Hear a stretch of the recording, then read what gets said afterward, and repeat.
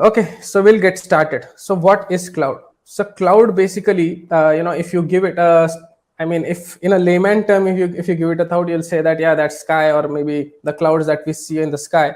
But yeah, that's not what it is. So what if I told you it's just someone else's computer that you're using? So the idea of cloud, again, I mean, it was the same principle that was being used. So cloud is just like sharing of resources. So when I say sharing, so we'll take a very naive example of say electricity.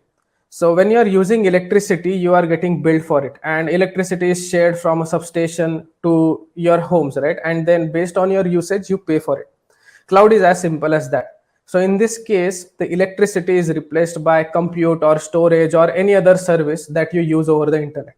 And the payment, again, it depends on how much you use it. So if you use a certain database or a compute service for a certain while, you will be billed accordingly. So that is how cloud work, and that is a very simple or a layman definition of what cloud is.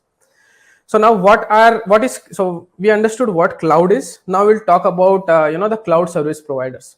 So now when the notion came up, so Salesforce was the one who came up first with a service that was offering a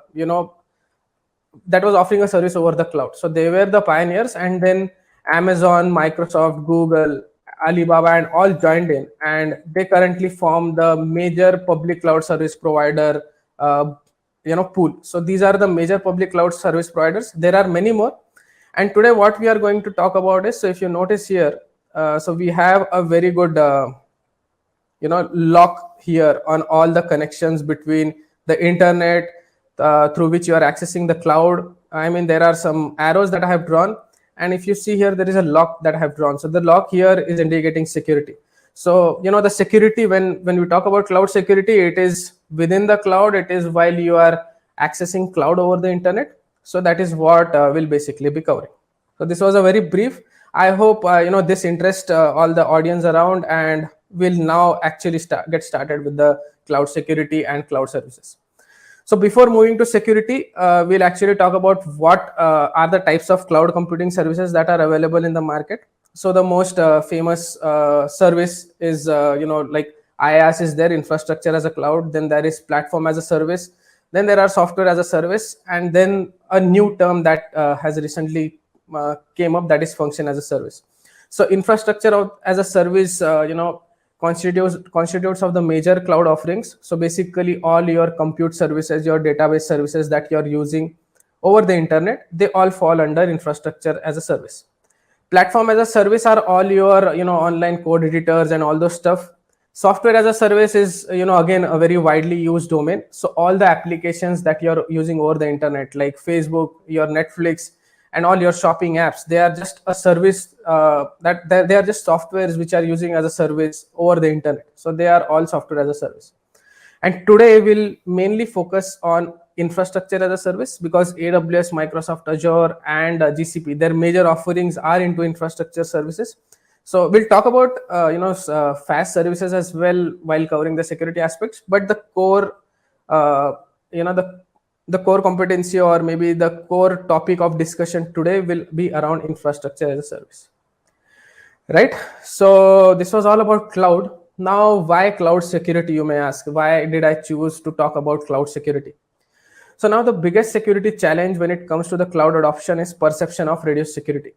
So we'll take a very simple example of a banking service. So you say there is a bank who have all their applications, all their customer data hosted in their local local servers and everything. They know where their data is, so they can physically see the devices therein.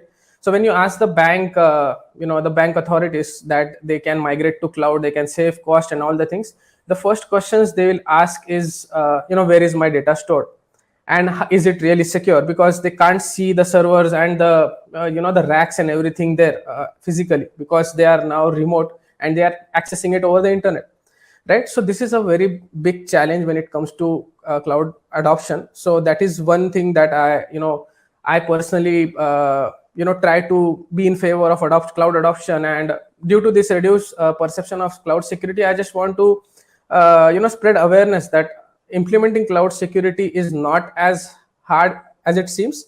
It is tough, yes, but by following some standard practices and guardrails, you can certainly achieve a decent amount of cloud security, right? And then if you see the public cloud challenges as well, so the number one, as I said, is security. And then the biggest identified cloud threats occur mostly due to misconfiguration of cloud platforms, right? So as I said, when you are trying and using cloud, it's up to you how you use it, right? So the cloud providers are there to provide you services, but then how you configure the service, which service you are keeping private, which you are keeping public, it's all in your hands. We are the ones, I mean, the cloud users are the one who actually configure the services, right? But if you see here, the biggest cloud security threat as per a standard data set, so it's due to misconfiguration of the cloud platform. So it's like the basic settings the cloud user is missing, due to which there are some loopholes that the intruders identify and get